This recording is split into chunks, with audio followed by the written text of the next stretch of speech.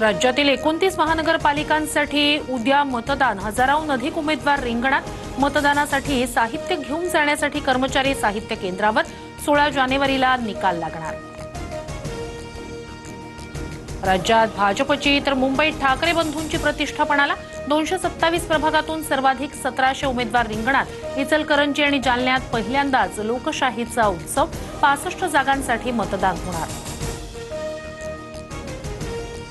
परप्रांतीयांना मारणं हा मराठी माणसांचा विकास नाही. मराठीच काय, अमराठी माणूसही ठाकरेंसोबत नाही.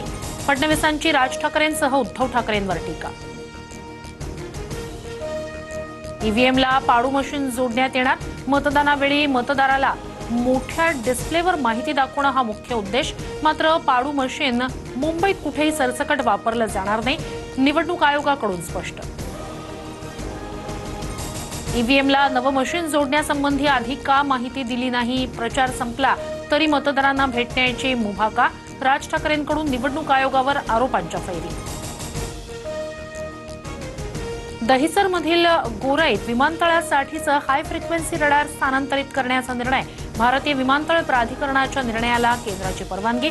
गोराई परिसराचा पुनर्विकासाचा मार्ग मोकळा.